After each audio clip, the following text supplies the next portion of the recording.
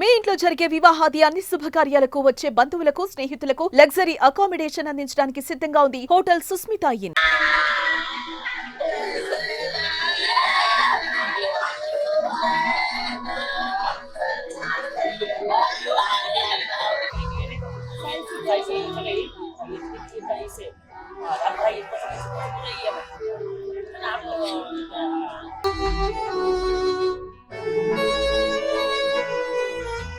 Welcome to Suman TV Warangal. మనం హన్మకొండ సుబేదారి ప్రాంతంలోని Rohini super speciality ఆసుపత్రిలో ఉన్నాం. నిన్న జరిగిన ఒక ఇన్సిడెంట్కు సంబంధించి సోమవారం ఉదయం స్థానికంగా ఉద్రిక్త పరిస్థితి నెలకొంది. దీనికి సంబంధించి సూపరింటెండెంట్ డాక్టర్ సుధాకర్ రెడ్డి గారిని వివరణ అడిగే ప్రయత్నం చేద్దాం. సార్, అసలు ఏం జరిగింది?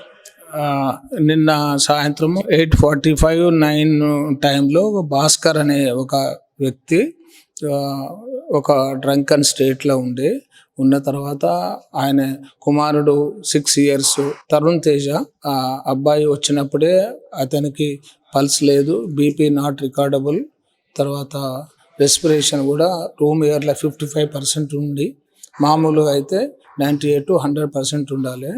అయితే ఆ బాబు షాక్లో ఉంటే neuro surgeon city scan brain దించి తలకేం లేదు, బ్రెయిన్ నార్మల్ ఉంది, కానీ అప్పటికే వాళ్ళు ఎక్కడో ప్రైమరీ హెల్త్ సెంటర్లో ఎక్కడో నర్సంపేట వేరే హాస్పిటల్లో ట్రీట్మెంట్ తీసుకున్నారు. కట్టు ఉంది కాబట్టి సిటీ చేయించినాము.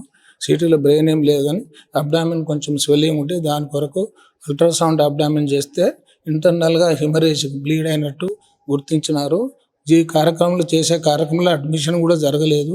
ఎమర్జెన్సీ రూముల్ని emergency doctor, neuro surgeon doctor Sanjay, తర్వాత ఇతర డాక్టర్లు చూసి ఈ చేసే క్రమంలో ఒకసారి కార్డియాక్ అరెస్ట్ అయిపోతే వెంటనే సిపిఆర్ చేసి రివర్ట్ చేసిండ్రు. రివర్ట్ అయిన తర్వాత మళ్ళీ కొద్దిసేపటికి మళ్ళీ ఒక 1/2 hour చేసిన తర్వాత సెకండ్ అటాక్ వచ్చింది.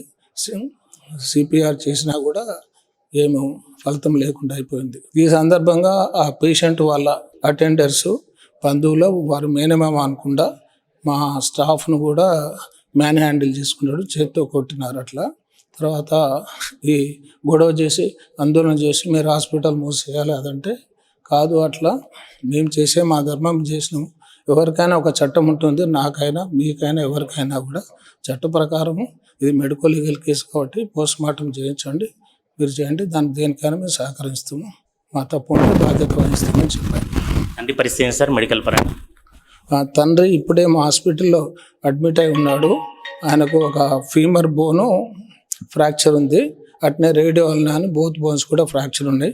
ఆరోగ్యశ్రీ కింద అడ్మిట్ చేసినాము, ఆయన ట్రీట్మెంట్ జరుగుతుంది. డాక్టర్ గారు, పొద్దున వాళ్ళు ధర్నా చేసినప్పుడు, ఆందోళన చేసినప్పుడు ఆరోపించేది ఏమిటంటే అడ్మిషన్ అయ్యే టైంలో ప్రాపర్గా ఫైనాన్షియల్ సపోర్ట్ మాకు లేదు, అందుకే బాగా నిరాకరించారు, అందుకే బాగా డిలే అయింది అనేది వాళ్ళ ఆరోపణ.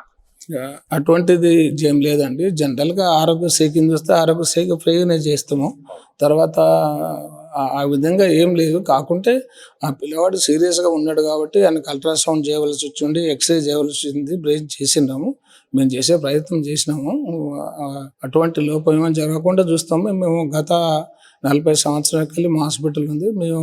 మా గురించి మేము చేసే సేవల గురించి అందరికీ మీకు తెలుసు.